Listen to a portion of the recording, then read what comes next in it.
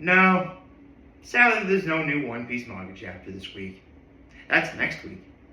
But that's okay, because I know exactly what I wanted to discuss with you all today. Before I get into that, let's get to my low Muhammad act of kindness. Happy Monday, everyone. Let's see, my low is we got snow. Luckily, the roads, from what I can tell outside, are okay. I mean, we got snow, but it's a little bit too warm for the snow to stick fully. So, snow plows and salt trucks can take care of it, which is good. We all gotta be able to drive from place to place, which is awesome. However, I would still recommend drive safe out there, because you never know. Let's see, what's my high? My high is, well, actually, considering everybody else talked about it yesterday, I guess I can talk about this too. The U.S. men's and women's hockey teams, Olympic hockey teams, won gold.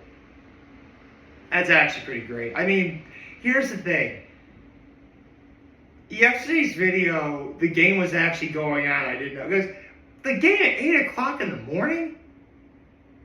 I mean, yeah, I get up to go to church on Sunday, but I go to a 10:30 service. If I'm really hard-pressed to go earlier, I'll go to the 9 o'clock one here at Southside. But 8 o'clock for a hockey game? Dear Lord. Honestly, I was too tired and too sick to really go out and do anything. Well, here's the thing. I felt better from the night before, but, why risk it? Like, I had just gotten over something. Why risk it happening again, right? And my act of kindness was helping my parents watch my nephews yesterday. Specifically, my youngest nephew and my godson lost both of his favorite toys, and I found them for him. Because I'm a good uncle like that. So, what am I talking about today? Oh, you saw the title of the video on YouTube. You know what I have to share my thoughts on. I actually saw the trailer for Toy Story 5 yesterday. I mean, I was trying to avoid it as best as I could. But as it kept popping up more and more on my feed, and other people that I watch and admire and therefore respect were talking about, like, okay, I'll give it a watch. And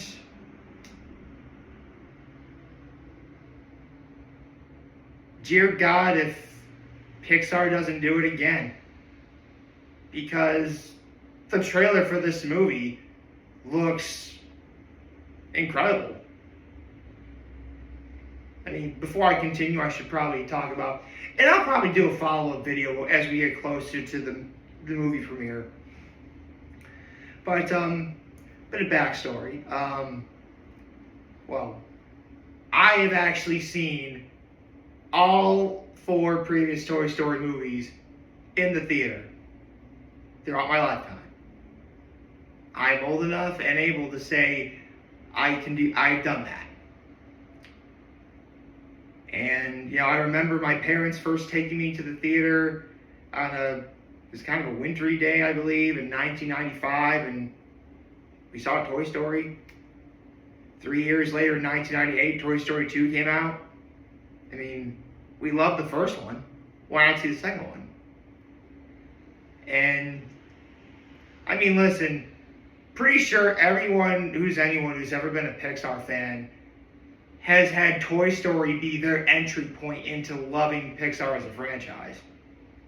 I can definitely say that for me. Now, I guess the smart thing to do for me would be to talk about my overall thoughts. I mean, yeah, I just said I like the movies, but what are my thoughts on them overall? I mean, the first movie had a lot going against it back in the day. Because while CGI did exist, in action movies and stuff, some of them did look good, and some of them didn't. So, a lot of people were pretty skeptical about what would happen if there was a movie made entirely with CGI. They became even more skeptical when that movie would wind up being a kid's film, a family picture. And we got Toy Story. And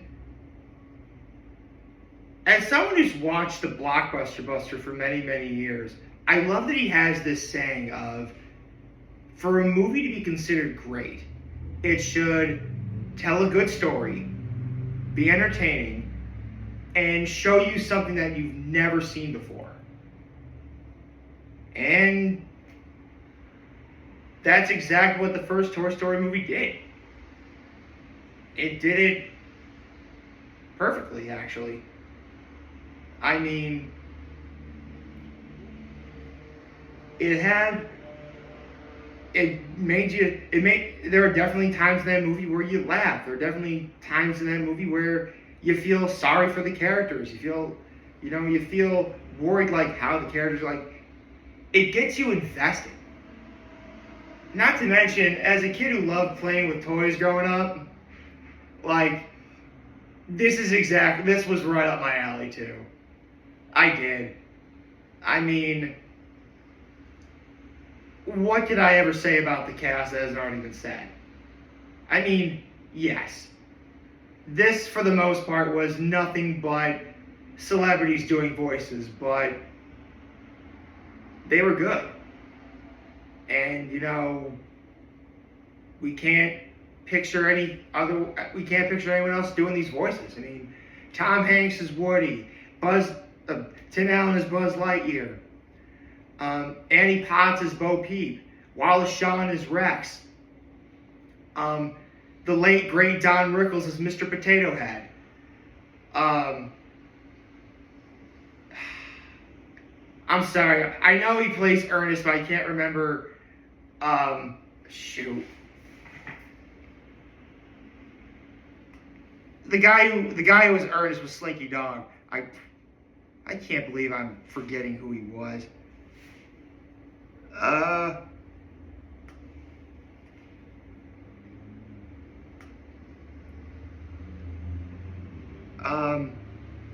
Okay.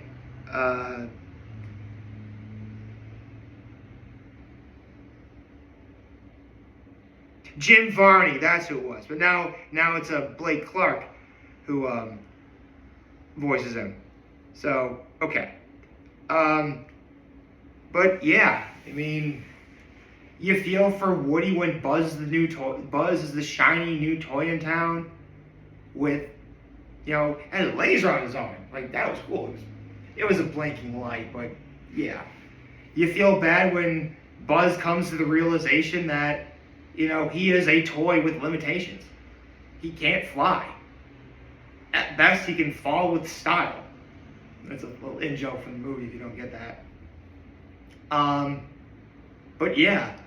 The first Toy Story is phenomenal. The second Toy Story, even better. Yes, one of those rare sequels that's actually not only expands upon the original, but surpasses it. I mean, Woody is actually from a very famous franchise from like the 50s and 60s or whatever. And, a toy collector wants to send him to a museum in Japan where he'll be loved and appreciated forever, but he'd have to leave everybody behind.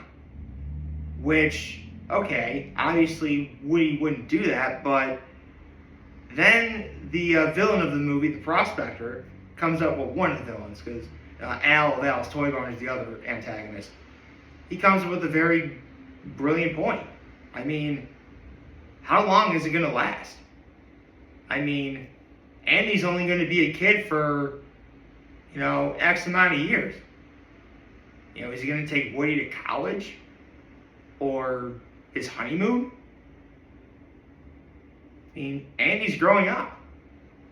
And at some point, kids grow out of their toys and,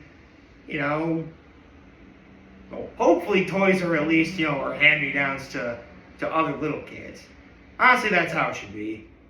I mean, don't get me wrong. There's something, you know, to be said about how far technology has gotten and how better toys have gotten as well. But I still have some toys that were handed down for me from, my brother, and I actually gave some of those toys to my nephews.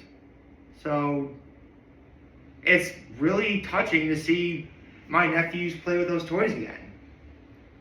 And I love that Toy Story 2 also ended technically on a bit of a cliffhanger, but in a good way. I mean, a very, very good way. Because normally think cliffhanger like, oh no, really ends on a cliffhanger, but it does present a problem.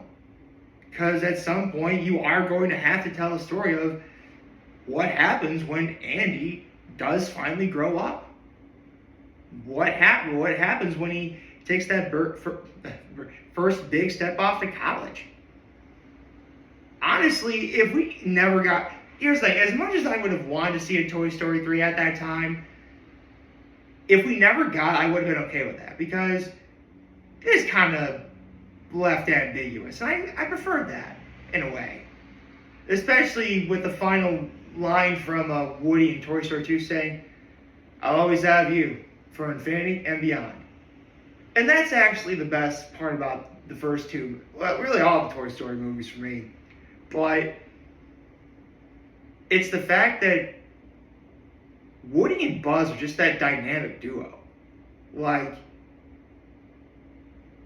you can't really have one without the other. I'll get to that in a minute. And speaking of characters, Bullseye and the great Joan Cusack voices Jessie, whose backstory is one of the most heartbreaking and touching things you'll ever see in the Pixar movie. Seriously, listen to the song When She Loved Me again. It was beautiful. Good Lord. And yes, I am well aware of the theory that Andy's mom was Jesse's old person or whatever. Yes, I am aware of that theory. But let's get to Toy Story 3. Andy has to go to college, and a misunderstanding ensues.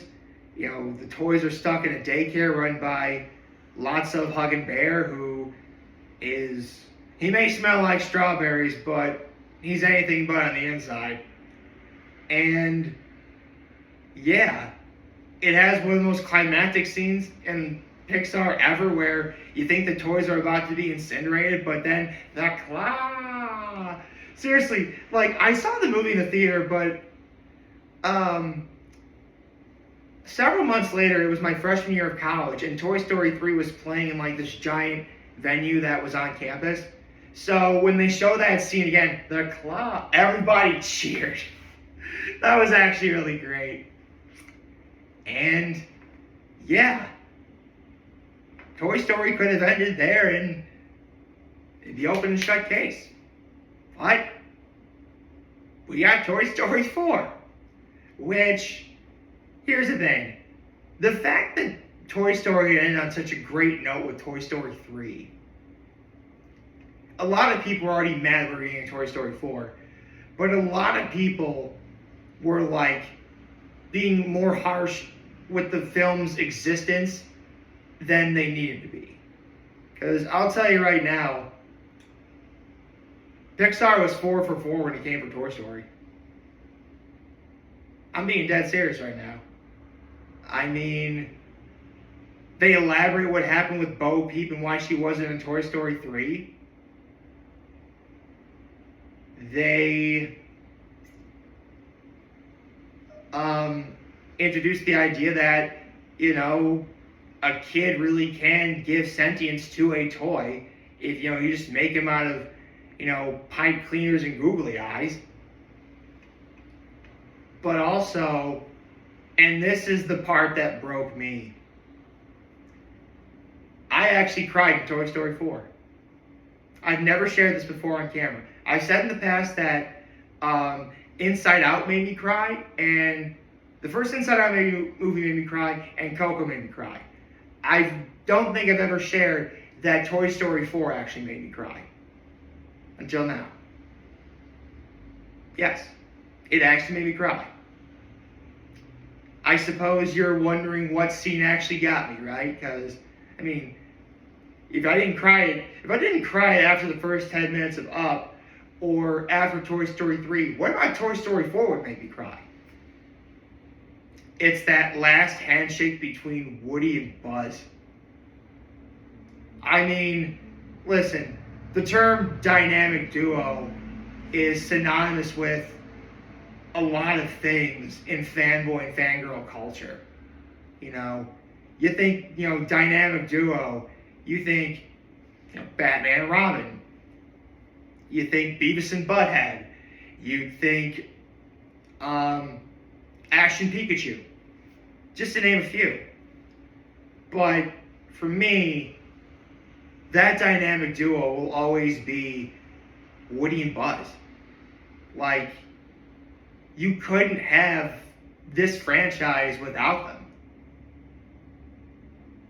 So, needless to say, I was rather skeptical when, we were getting a Toy Story 5. And I said earlier the trailer was phenomenal. And it was. I mean, it presents a sort of mirror of Jesse reacting to the lily pad like Woody was reacting to Buzz when they first met. The idea that, toys can change, but tech is forever. But times change, but also friends are forever too. Not to mention, Randy Newman saying "You Got a Friend" in me will always tug at my heartstrings. I don't care what anything. Listen, yes, I know Randy Newman. He's a little controversial among music fans, but come on, man, you got to give him a pass for some of the Toy Story stuff. You have to. I mean, again, remember I mentioned "When Somebody Loved Me"? He wrote that song. So, yeah, Randy Newman's great. The one thing I was kind of skeptical on was who they were going to recast as Mr. and Mrs. Potato Head. Because I mentioned the late, great Don Rickles voiced Mr. Potato Head, and the now late, great Estelle Harris voiced Mrs. Potato Head. Now, Estelle Harris was still alive for Toy Story 4, so she got to record her lines before she sadly passed on. As for Don Rickles, they had enough vocal material to use him in clips for Toy Story 4. But they can't do that again. So what do? Well, you gotta recast him. Which had me worried until I saw who they got. Because they didn't just get anyone to replace him. They got two very skilled, very accomplished voiceover actors to be Mr. and Mrs. Potato Head. For years now, people have always complained about how, they're just using celebrities for voiceover acting because, celebrities make money, which, yeah, it's true. I mean, people tend to forget, voiceover actors really should be used a lot more often in movies, and they're not. So I'm actually really glad that Pixar decided to really take a chance on that again. I mean, for Mrs. Potato Head, they have Anna Vocino, who was in Kippo in the Age of the Wonder Beasts, Batman, The Killing Joke. And she's also had a lot of really great on-screen work, too. Being on Jimmy Kimmel Live, Crazy Ones, It's Always Sunny in Philadelphia, just to name a few. So someone as accomplished as that, great. That's a great Mrs. Potato Head. But for Mr. Potato Head, oh, good Lord, was I excited when I heard about this. They didn't just get anyone to be Mr. Potato Head. They got Jeff Bergman. Now, I mentioned they got two very highly skilled, highly successful voiceover actors. And Jeff Bergman is a man that needs little to no introduction. To name just a couple roles that he's done in his career, he has been... Actually, you know what? I'll start with the first big thing he did. After Mel Blanc passed away, he was the first person to be Bugs Bunny and Daffy Duck, as well as several other Warner Brothers characters.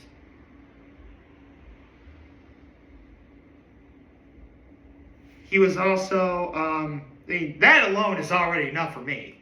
But in terms of everything else he's done, actually, what else has he done? He's been Droopy Dog 2. He's been Fred Flintstone. He's been... Actually, he has played the Joker before. He's played Yogi Bear. He's played Eustace Bagg from Courage the Cowardly Dog. I mean, that's already great. But he was also a Coach Spitz and Doug. Remember that show? What else has he done?